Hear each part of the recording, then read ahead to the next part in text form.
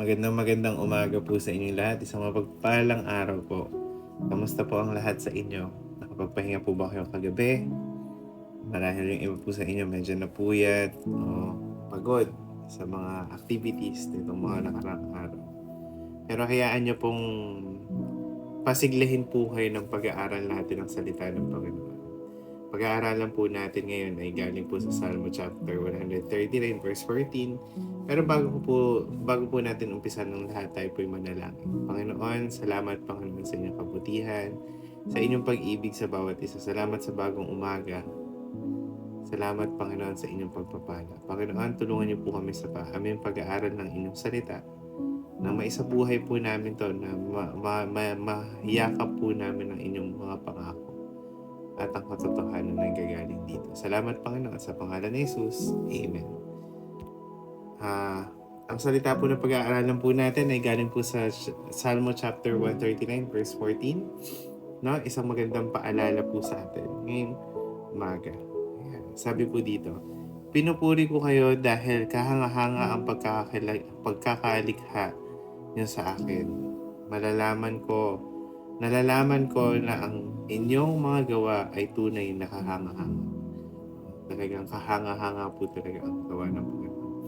Magandang umaga po sa inyo. Naranasan niyo na po bang tanongin sa inyong sarili or sa inyong isipan o sa inyong salamin, ako ba ay sapat?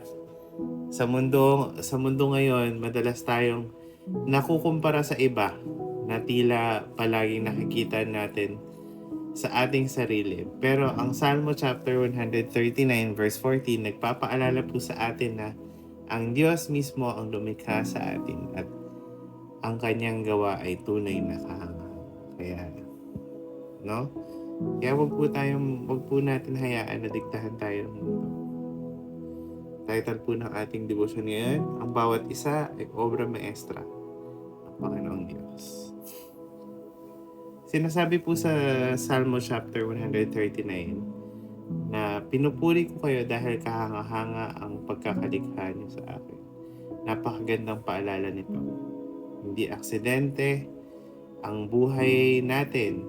Pinili tayo ng Diyos na mabuhay at maging kung sino tayo ngayon. No?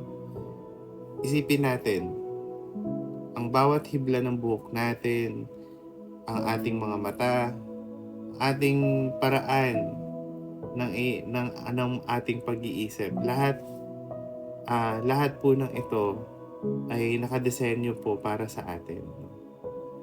Maingat po tayong kung isipin po natin, maingat niya tayong hinubog lahat, no? Kahit ang ating mga kakayanan, kahinaan, sinadyang ilagay ito ng Panginoon Diyos para sa isang layunin. Para tayong isang obra maestra na hindi minadali ang pagkakagawa. No? Tayo po'y espesyal. Hindi dahil sa ginagawa po natin o iniisip ng iba, kundi dahil kung sino ang lumikha sa atin. Kaya sa pagsisimula ng araw po natin, huminto muna tayo ng sandali at talagang magpasalamat sa Panginoon dahil tayo ay mahalaga sa Kanya. Ano man ang mangyari ngayong araw na ito, tandaan natin na tayo, ikaw mismong nakikinig, minahal ng Diyos at iyon ang nagbibigay halaga sa buhay natin. No? Sobrang ganda po talaga ng paalala ng Salmo chapter 139. Actually, sobrang ganda po ng buong chapter na to. Napaka-evident po na talagang lagi po natin kasama ang Panginoon. Alam niyo po lahat kilalang kilala niya po tayo at lagi po tayong kumbaga ginagawa niya po ang lahat para sa atin. No? Mga question po for reflection. Sabi po dito, tanong, napansin mo ba ang kagandahan ng pagkakalikha ng Diyos sa iyong buhay? Marahil ng iba, wait lang. Maganda po ba talaga yung pagkakalikha ng buhay natin? Oo naman po. Tayo po ay may purpose, meron po tayong halaga sa Kanya. Ano isang bagay na maaari nating ipagpasalamat tungkol sa ating sarili ngayong araw na 'to?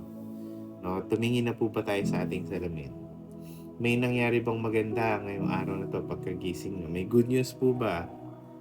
O tuwing may good news lang po ba tayo nagpapasalamat sa Kanya? Isang challenge po 'yan to reflect ngayong araw na 'to.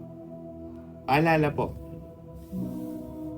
huwag mong hayaan ang opinyon ng mundo ang magdikta ng iyong halaga. Ikaw ay kahanga-hanga sa mata ng Panginoon. Tayo po ay mahalaga at kahanga-hanga sa mata ng Panginoon. Kaya huwag po tayo magpadikta kung ano sinasabi ng kapitbahay natin, ano sinasabi ng ibang tao sa atin, o anong binubulong nila sa mga kapitbahay natin. Normalan na po yan, hindi na po bago yan, pero huwag po nating hayaan na sirain nila ang araw natin sa mga maliliit na bagay lang. Basta ang mahalaga po, alam natin kung sino ang kasama natin sa buong araw at alam natin kung sino ang lumikha sa atin. Okay po? Tayo po'y manalangin, no? Panginoon, salamat po sa kahangahangang pagkakalikha niyo sa amin. No? Tulungan niyo po kaming makita ang sarili namin sa paraan na nakikita niyo. Naway simulan po namin ang araw na ito ng may tiwala at pasasalamat sa inyo. Tulungan niyo po kaming maglakbay, ingatan niyo po kami, at pagalingin niyo po ang bawat may sakit sa amin. Salamat, Panginoong Jesus, sa inyong kabutihan, sa inyong awa, sa inyong grasya. Sa pangalan ni Jesus, Amen and Amen. Maraming salamat po sa pagpakikinig. Salamat sa oras nyo. Kita-kita po tayo mamayang gabi. God bless you po.